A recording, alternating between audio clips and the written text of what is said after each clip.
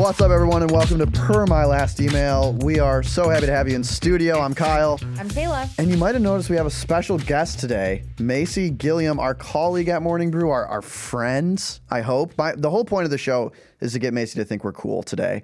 But I don't think it's going to work. I'm doubtful. We have our matching Crocs. Hopefully that pulls it off. But we brought Macy on because today's episode is all about, does Gen Z have a bad rap? At work. At work. And so we found a Gen Z just laying around the office and brought her in. So Macy, thank you for joining us. I will say the Crocs are not helping. I'm not a Crocs girl, but that's Wow. okay. They're cool.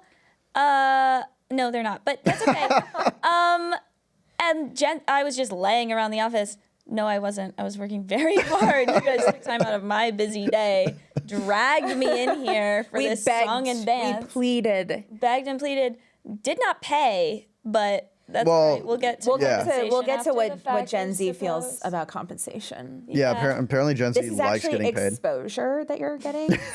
We pay an exposure. But Macy, seriously, thank you for joining us. And tell people what you do at Morning Brew before we get in the conversation. Yeah, I work on social video at Morning Brew. I do Instagram and YouTube and TikTok.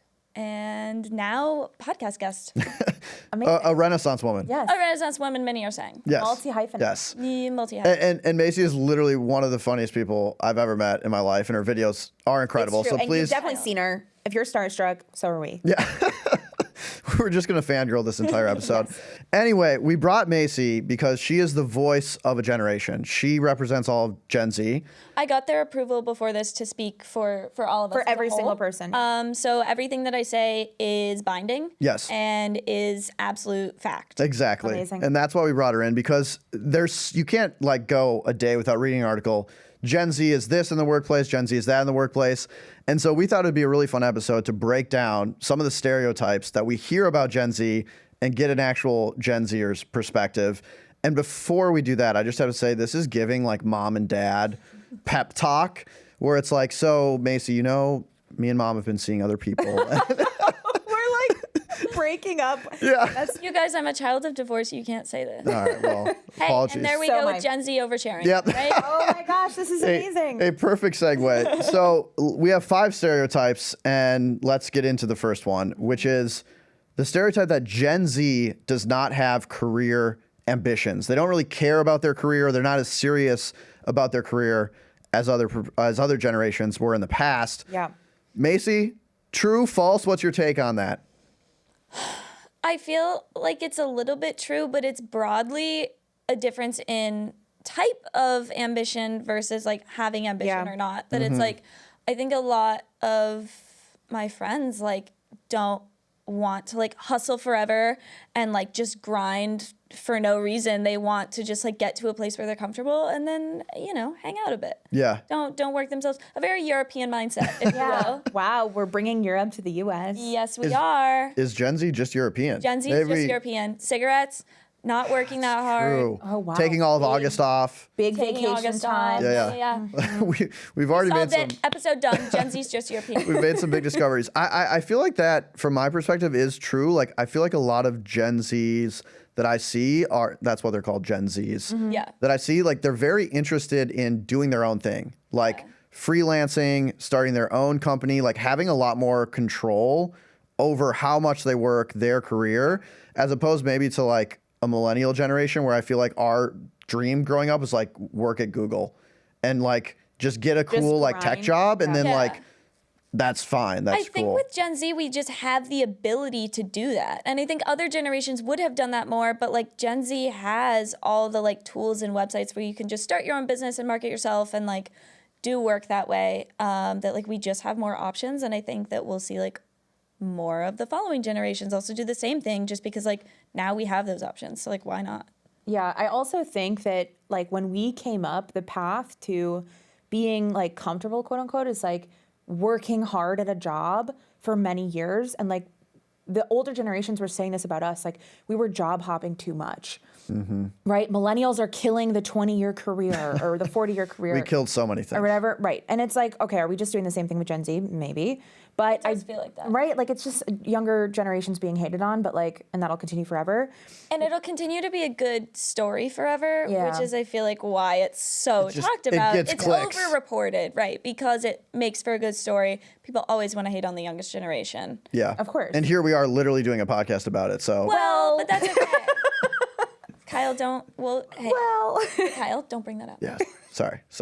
we're hating and defending. Yeah. That's You true. know?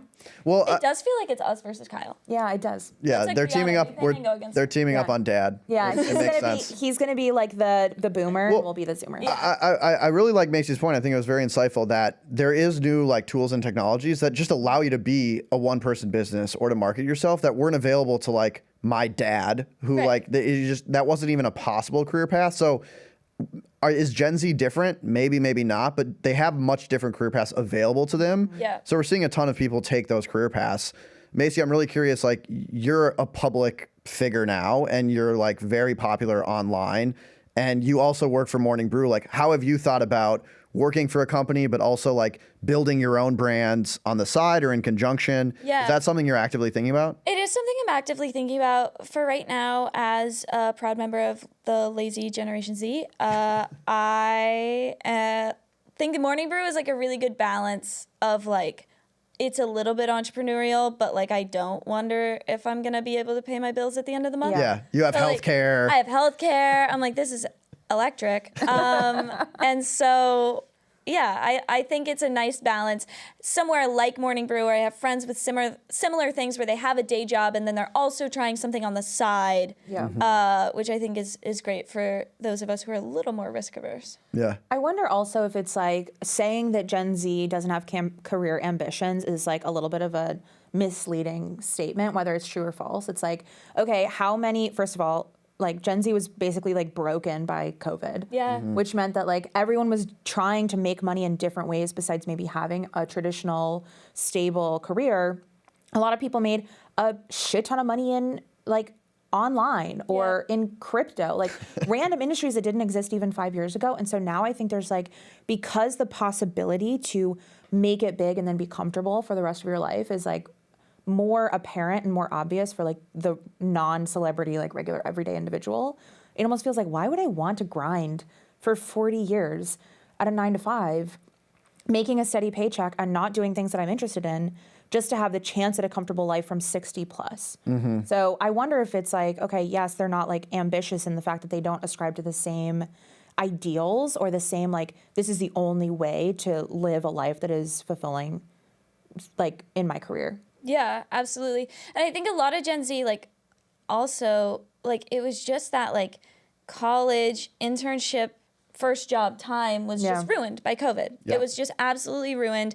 And so I think not only did they have a lot more of the online opportunities, but they also didn't have any of the in-person or traditional opportunities. So I think a lot of them that would have gone into more traditional career paths and, like, been excited to work at that, all of that, like, ambition and excitement was just immediately obliterated. Yeah. And it's like, where do you go from there? You've been so, like, turned off to that idea that you go try something else. It's a really good point. Like the formal career structures that you would normally have early in your career, like evaporated. And so people were kind of left to figure it out on their own. There's a very interesting stat from Resume Builder. So I'll let people assess the credibility of this stat, but they said 74% of managers said Gen Z was the hardest generation to work with, which, like, is that just working with younger people? Like, I don't know if I really believe that stat is true, but I don't know. It could be younger people, but it could also be that, like, a lot of Gen Z, by the time they get to a real job, never has had in-office experience before. I never had an internship in person. Yeah.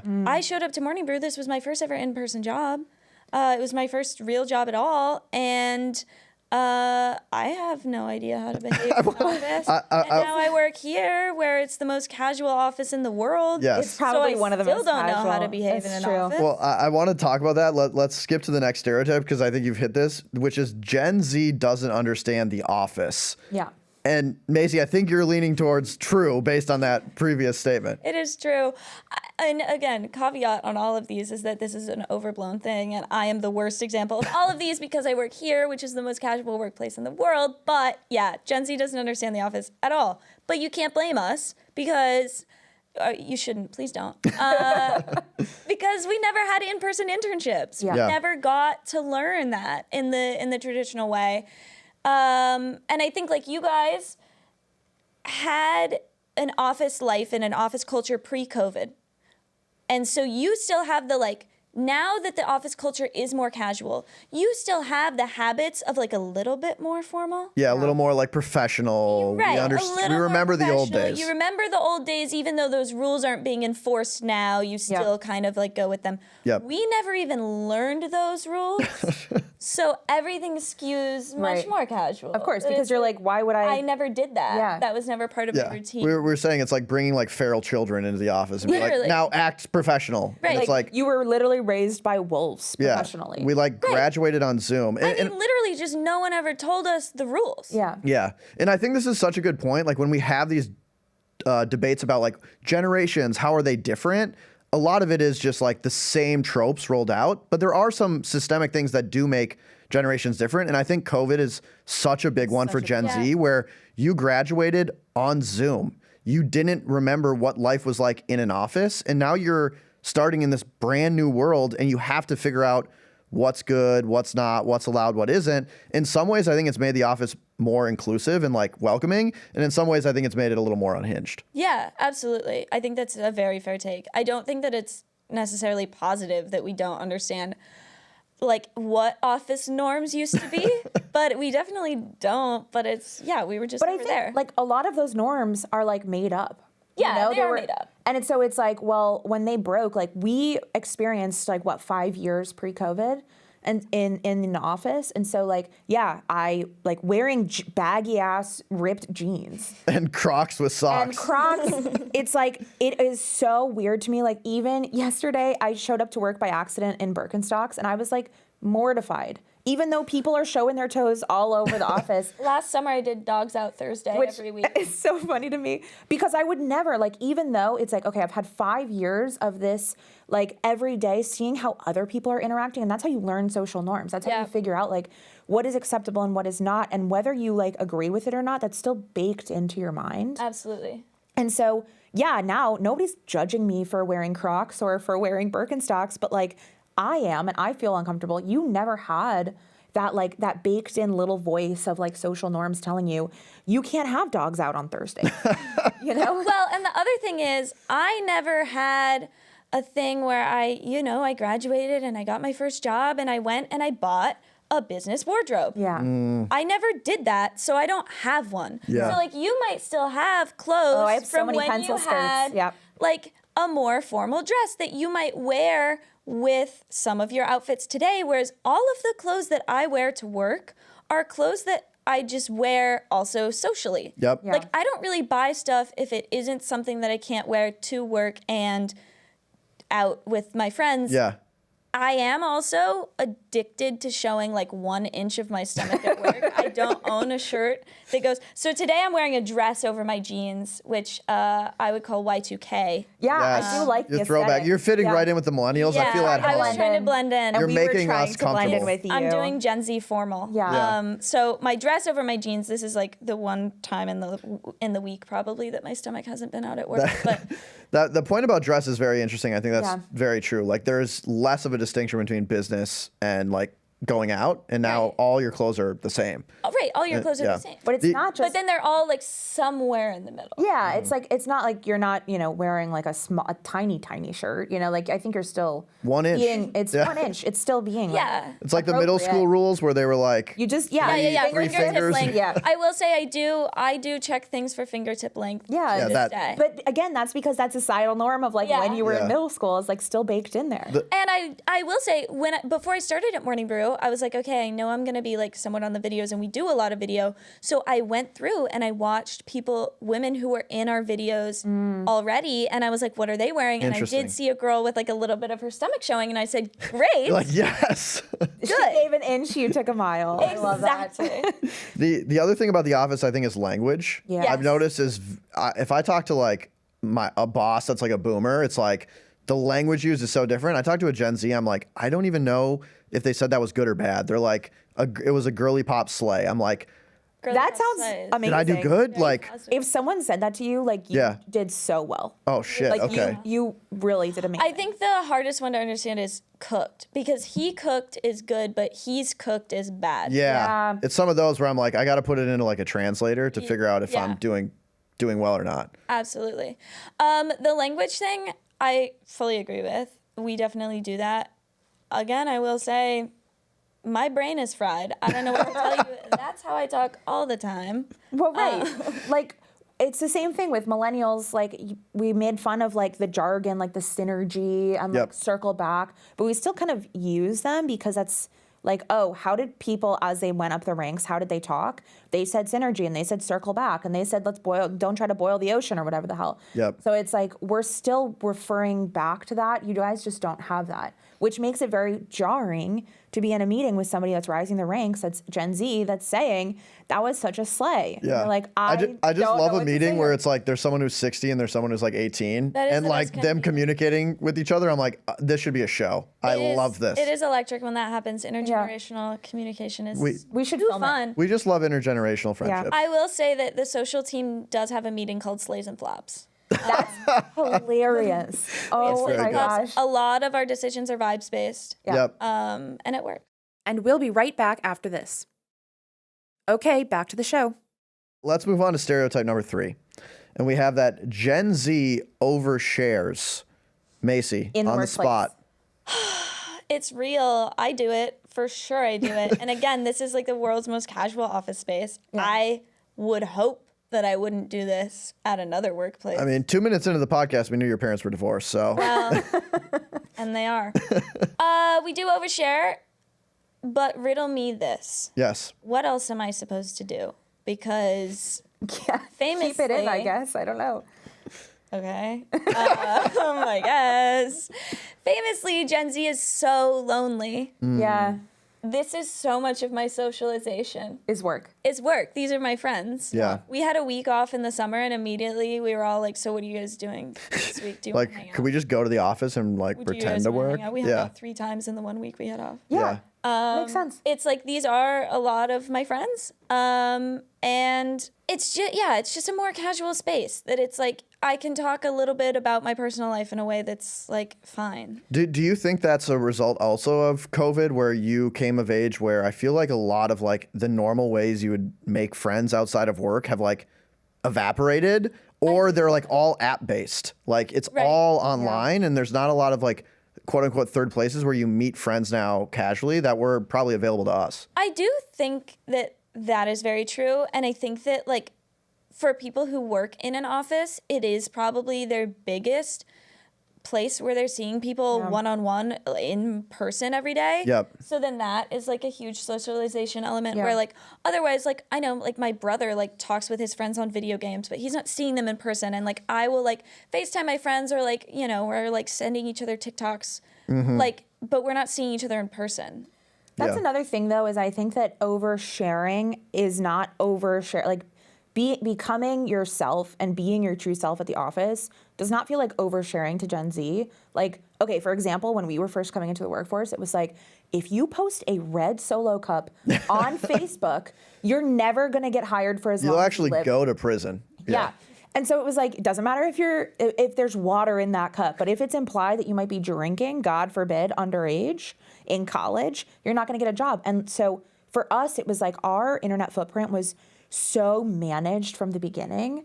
And I think Gen Z has grown up with a lot more like personal internet footprint, and people are sharing their day in the life at work. They're sharing themselves getting laid off. They're sharing very intimate moments about their non-work life online. Why would they feel like it would be weird to also share that with their friends, coworkers, bosses at work? I will say, while I believe this is very real and it's a very real thing that's happening, I also think it's bad. Yeah. Like, I wish that I could ever shut the hell up. I'm like, oh, wait, sorry, guys, I didn't mean to say that. It's interesting because I feel like it is in some ways a good thing, though, because it has given permission for, I think, people that weren't comfortable to share anything. They're like, oh, I can share a little more with my There's a happy coworkers. medium. Yeah, maybe there's a happy medium Yeah. somewhere. There's a balance. Especially, I will say, I mean, here, fingers crossed. I hope none of my coworkers would like use information that I ever tell them against me. But that is a risk, right? With oversharing. And especially if you're like posting anything online, oversharing that way about getting laid off or whatever. I do think Gen Z is very bad about that and has terrible digital footprints. Yeah. Also, people being like, I'm not working at all, and I work at insert company. That's the here. worst. The day in the life where they're like, yeah, I didn't really do anything today. It's like, well, then don't be surprised. You're telling on yourself. Yeah. Like, at least pretend. Right, you know? keep it to yourself. Yeah. You have a good thing going. You have the best thing going. Right. Yeah. Should we go to the fourth? Let's go to the fourth stereotype. All right. I think this one's a good one, actually. Yeah. I think Gen Z is a lot more comfortable discussing their mental health. Yeah. Again, I think this is one that has a happy medium. Yeah. Say more. I think at work, there's like a norm that's like, it's okay to be like, I am feeling burned out. I am feeling bad, whatever. To like talk about it and to have it be a little bit more open is good. But I do think a lot of Gen Z goes too far. Maybe not necessarily in a work setting, but like gets to a point where they go, oh, I have anxiety, and then that becomes an identity and not something that they solve. Yeah. And I think that like that is a problem with Gen Z and mental health in general. I don't know how that plays into the workplace necessarily. If someone is like saying like, oh, I have anxiety, I can't like do this type of thing, or I don't want to like get to that point in my career because my anxiety would like be too much.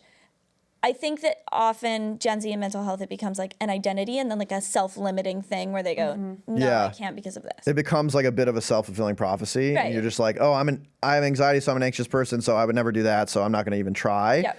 And maybe for like boomers, it was like suppression, like Right. never even admitting or saying you had Any it, weakness. pushing it down, Right. which leads to, I think, could lead to like spirals and terrible things. Absolutely. And so finding the middle balance where it's like accepted, we all have ups and downs, but it's not a core part of our identity It's always. not a core part of your identity, and it's not something that you're afraid to try to push past. Like to say like, oh yeah, I have anxiety, so like I'm a little anxious to do this big presentation for the whole company, but I'm not gonna say no to it. Right. Yeah. Like, I think is a better balance. But I do think it's definitely a good thing that people can talk about it more openly, and companies are like trying to give more benefits around it. Yeah.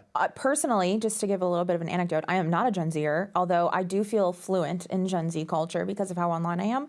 But like the first like 5 or 7 years of my career, like I do have anxiety and like I am an anxious girly, but I like refused to acknowledge that. And the way that it manifested was that I was so stressed. Like people around me, I was just like radiate stress and anxiety. And like, I am grateful for Gen Z for coming up and being comfortable talking about that, because I was like, I'm on medication now and I'm like way chiller, but I wasn't willing to acknowledge that until like other people felt comfortable acknowledging that. So I do appreciate that.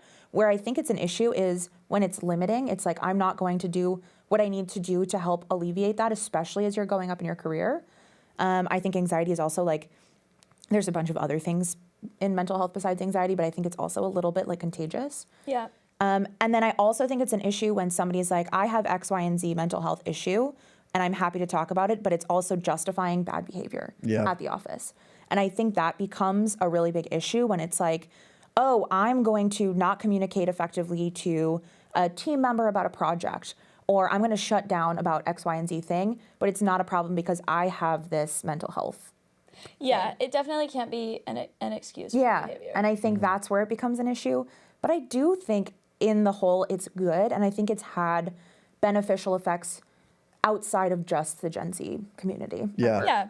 There's also an interesting stat from Dayforce that said sick leave was up 55% in 2023, and there's been a ton of articles about like Gen Z bringing back the sick day or like I love that. having a mental health day.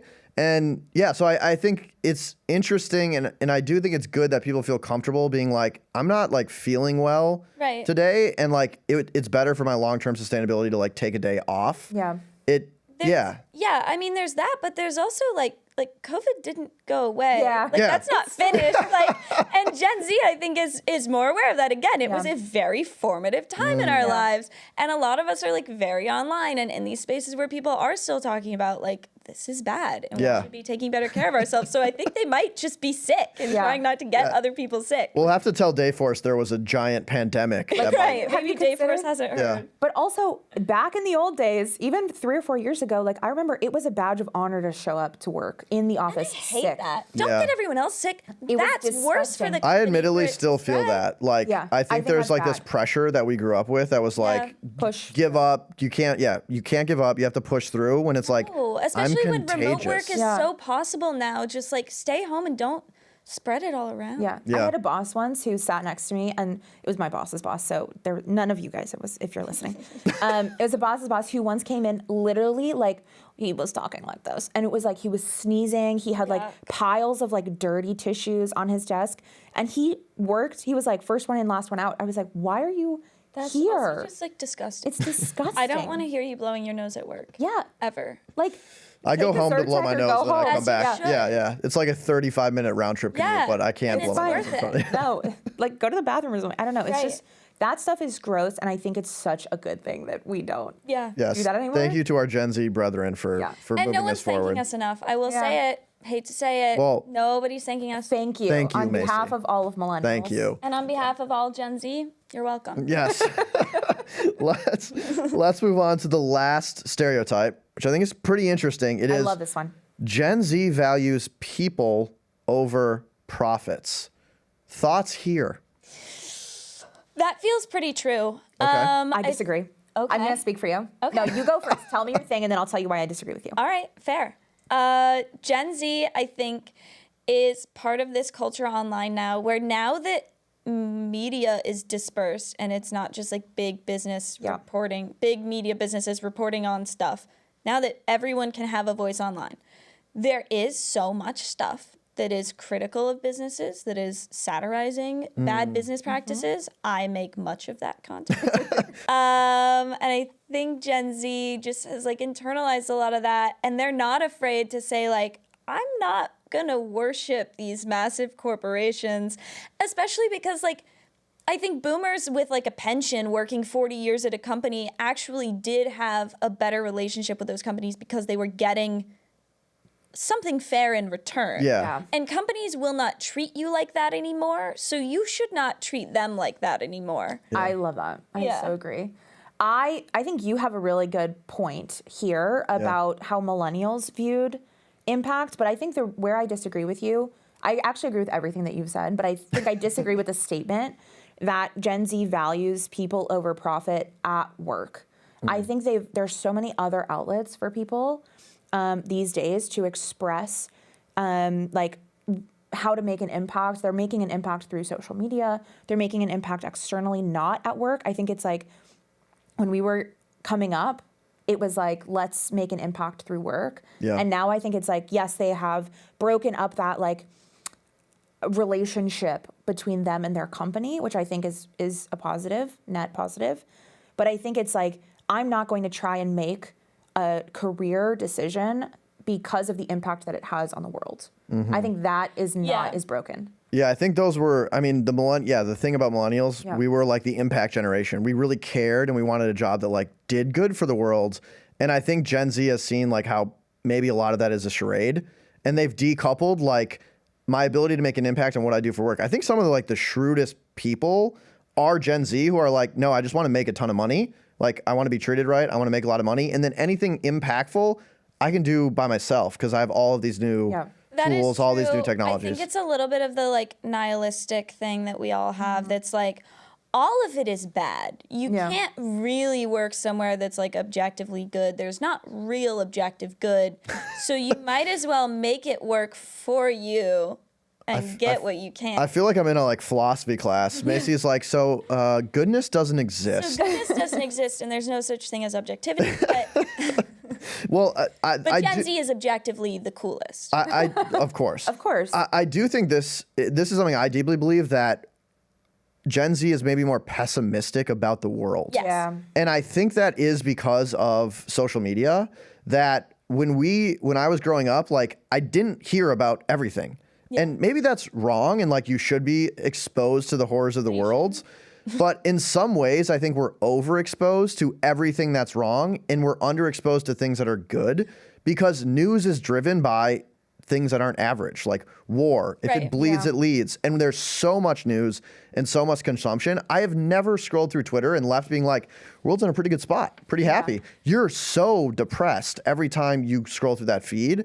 And I think Gen Z is like exposed to that so much that they have a very pessimistic view of the world. And I have a very optimistic one. And I think there's some tension there. I think it's also a very globalized view of the world in a way where even the problems you're hearing about are on such a massive global scale that you are helpless in the face of them. Yeah. Whereas if you were, back in the day reading your local newspaper and hearing about the big town hall meeting for the local problem, you have something you can do about that. Yeah. Right. Whereas now it's constant inundation with problems all over the world that you can't do anything about, and you post your Instagram story and you post your links. Yeah. Your black square on not- Instagram. right. Yeah. And you feel maybe like you've done something, but you actually haven't. And then I feel like there's a cognitive dissonance there. It is a great point. Like, Macy, like your locus of control used to be something that you had, like it's a local issue. I can go like help clean up the street that got trashed or whatever.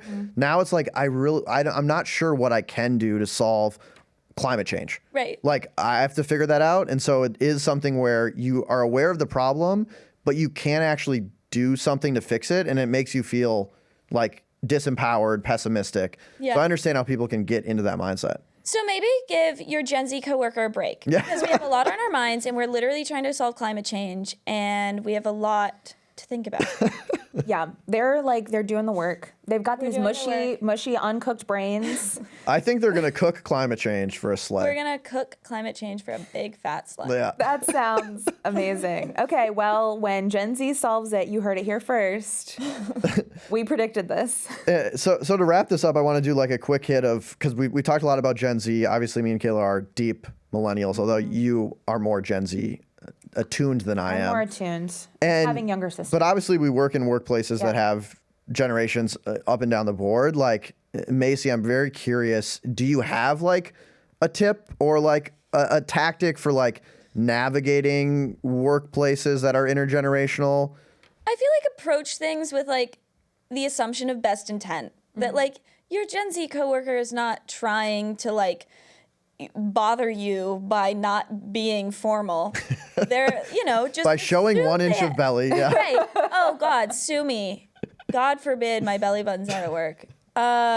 Your coworkers probably have the best intent. Give them the benefit of the doubt. Just everybody take a deep breath. And remember that these stories are overreported. Don't get all huffy because you think that something's happening. It's probably not. Don't worry Well, about it. I think that's a great place to end it. Sounds like a perfect place to wrap. I don't want to be overconfident, but I think we solved intergenerational I think conflict. we fixed I think it. so too. I think we're the last thing we ever have to do. We're done. Yeah, I this think is the end. This might be the end of the show. Yeah. Well, Thank you for coming on for that our Nobel last Peace show. Prize will be a wonderful addition to the trophy case. Webbies. Yes. Well, Macy, thank you so much for coming on. Thank you for having It's me. always lovely to talk to you, and was thanks a for lot. all the amazing work you're doing at Morning Brew. Should we roll the credits? Let's do it.